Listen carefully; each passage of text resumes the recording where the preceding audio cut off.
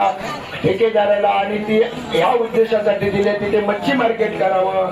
संजय गाडीने ते कधीच चालू केलं असतं, प्रयत्न पण केलं.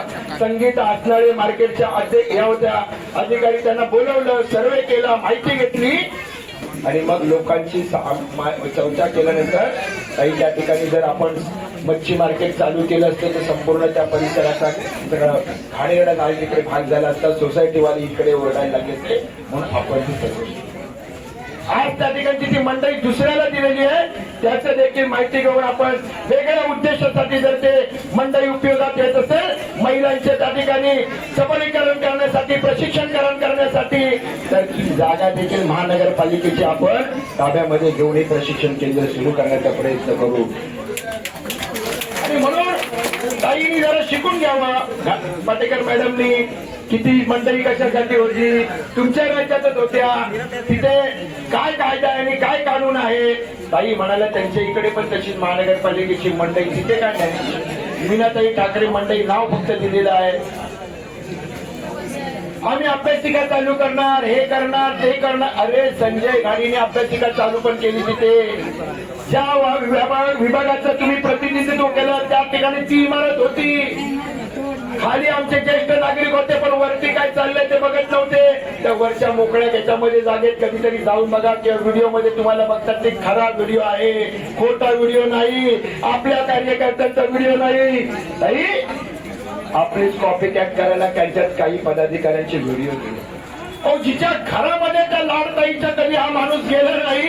ही बाई बोलते अरे काय बोलायचं आता तिला. आमच्याकडे किती आले काय सांगू, सकाळी आले, दुपारी आले, दुपारी आले. अरे 12 वर्षानंतर 14 वर्षानंतर तुम्ही आज आलात. मी नक्की तुम्हाला माहिती आहे ना कोण आहेत त्या. कशाला खोटं बोलतात या लोकांना. चेहरे ओळखतात लोक. आंबेडकर ताईला कोणी ओळखत नाही असं होईल काय गणेशनगर मध्ये ओळखतात ना. अरे काय तिच्या मुलाला मी नोकरीला लावली एवढं बोललं असतं ना. खरं संजय गाडीने माझ्या मुलाला नोकरी एवढं प्रामाणिकपणे तर बोल, काय त्याच्यात अडचण आहे. पण ते पण नको बोलू मी सांगतो, पण खोटं तर नको बोलूस. किती सांगू त्यांनी तिचं नाव कोरलंय.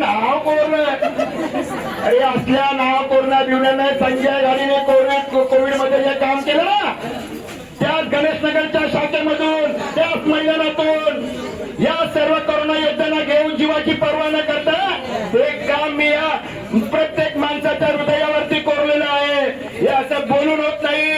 म्हणून आजही लोक माझं या ठिकाणी नाव काढतात. कोरोनामध्ये माझ्या नवऱ्याला, माझ्या मुलाला वाचवणार कोणी असेल त्याच्यासाठी प्रयत्न केला तर त्या संजय घाडीने केला. सामान्य जनता करते मदत केली. आणि म्हणून मला खोटं बोललेलं चालत नाही, आवडत नाही. तुम्ही बोला, विरोध करा, टीका करा आमच्यावरती, परंतु या ठिकाणी विकास केला आणि मला ह्या लोकांची पडलेली नाही. तुमच्याशी माझ्या मतदारांचे नातं आहे.